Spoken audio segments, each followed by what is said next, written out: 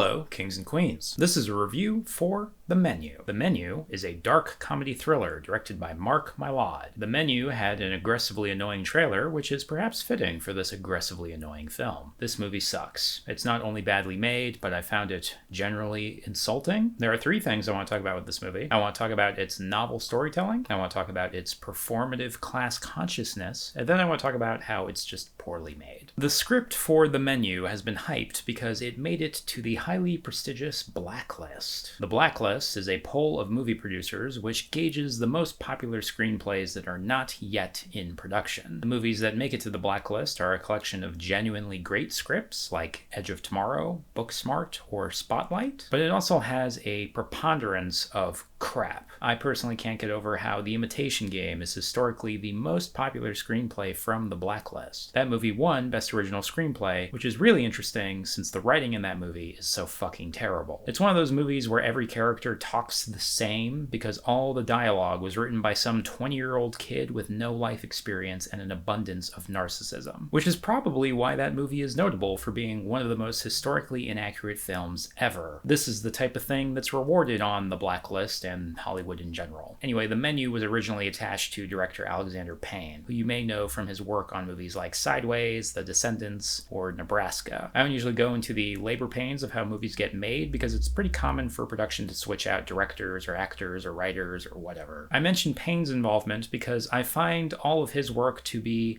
insufferable, and with that in mind, Payne would be the perfect advocate for this film because I find it to be the embodiment of delusional upper-class neoliberalism. The Menu was made for that demographic. Of course, Payne left the project and it was handed off to Mark Mylod. Mylod has primarily been a director for hire for HBO over the past few years. He's worked on Succession and Game of Thrones. Specifically, he directed the season 6 episode of Game of Thrones, No One, which just so happens to be one of the worst episodes in the series.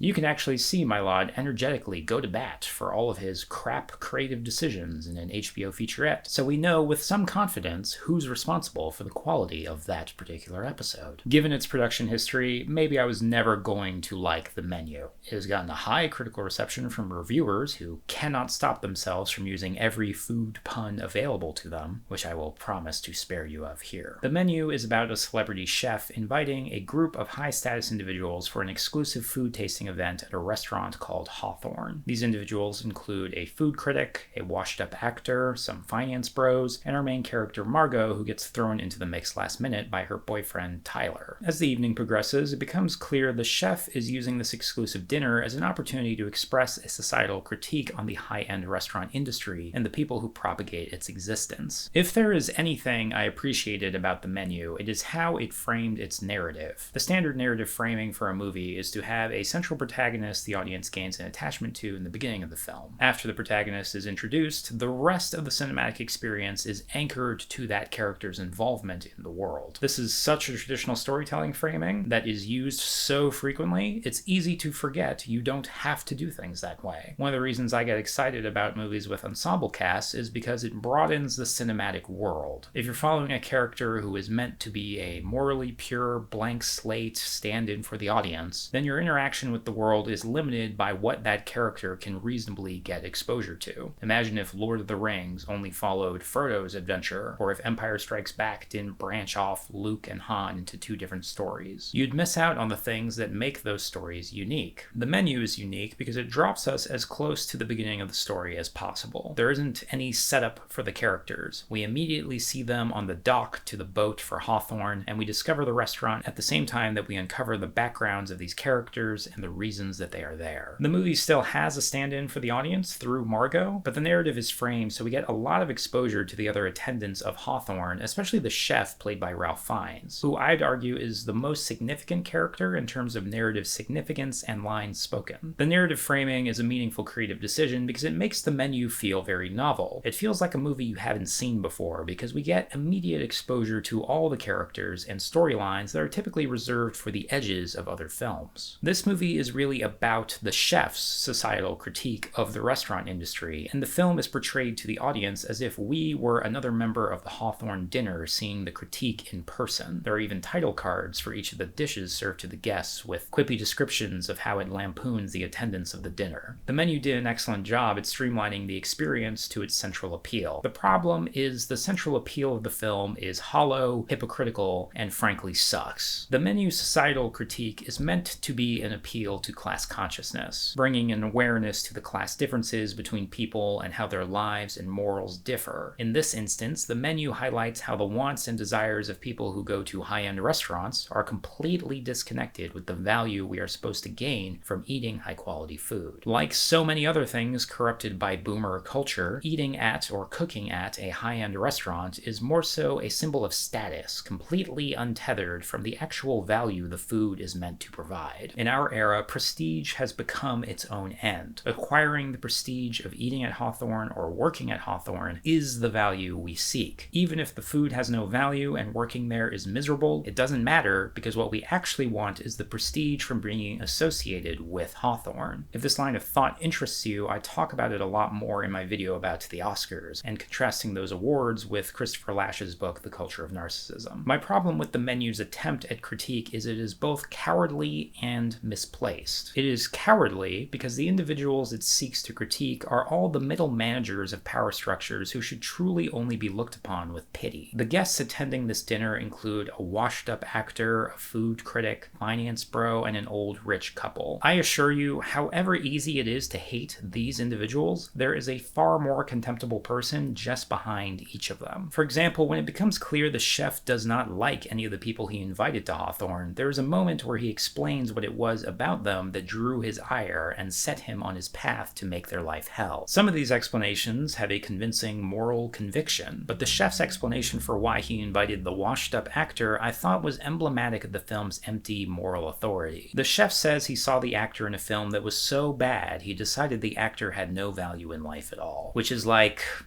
haha, dude. Everybody loves to hate on actors. I hate on actors on this channel all the time. But being an actor is a job. Absolutely no one in a creative field has the luxury of working exclusively on projects they love. In the same way that many chefs probably started working at a diner or Applebee's or whatever. And it wasn't the chef at Applebee's who willed that terrible restaurant into existence. It is the moneyed financiers and executive class who implemented these businesses that churn out crap food while paying even worse wages. If the film wanted to convince me it understood class consciousness, it would target the actual class that's responsible for all these petty hatreds its creators have developed. But it doesn't do that because the creators are cowards, or potentially simply dumb. I should say it is true the film briefly addresses who financed Hawthorne in the first place, but I would also say, without spoiling anything, that entire sequence is a cop-out. It felt like a scene that they threw in at the last minute in hopes it would close the door to the obvious criticism of who the film chooses to target. Who the menu chooses to target is misplaced because it seeks to make a villain out of people who are simply the result of their circumstance, which again was implemented by people actually in power. I'll give one example of this point because I think it proves itself. Toward the end of the film, there's a gag where the chef presents the view that Americans' love of s'mores is, quote,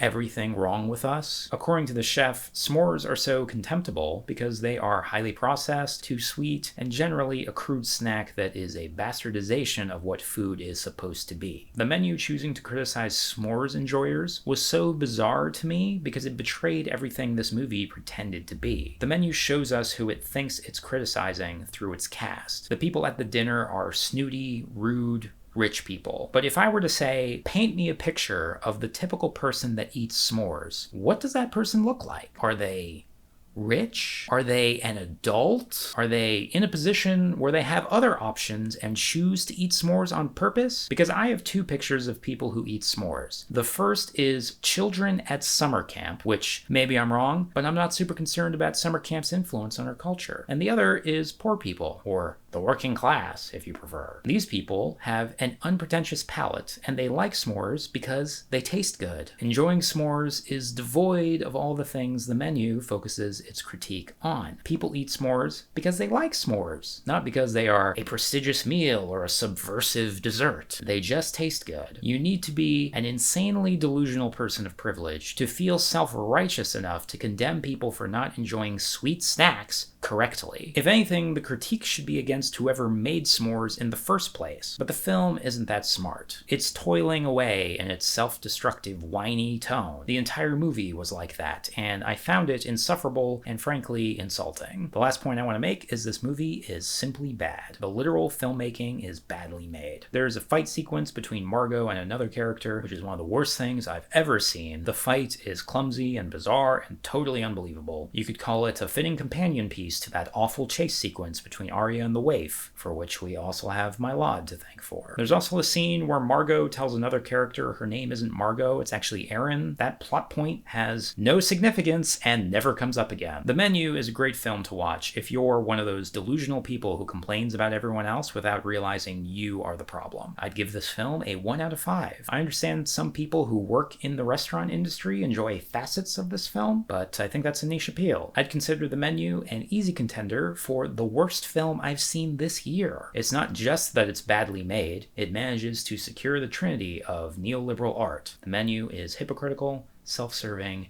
and dumb. Thanks for watching my review of The Menu. If you liked this video, I hope you'll take the time to leave a comment. If you want to support me, you can visit my Ko-fi page. Ko-fi has no fees, and you don't need to subscribe. You can donate $1 one time, and I would greatly appreciate it. It may not seem like much, but it has made a difference. Since I rebooted this channel in earnest back in March 2020, I made over $1,000, which is pretty crazy. I saved all that money into a business account that I've used to reinvest into the channel, which has resulted in me buying this new camera that I'm talking into now. This time I changed the settings in Adobe Premiere, so it's actually in 4K and 60 frames. I'm very happy about that milestone, but I look forward to what I can accomplish next with your support. If you can't support or don't want to, that's fine. I just hope you leave a comment and keep watching. Stay strong, Royals!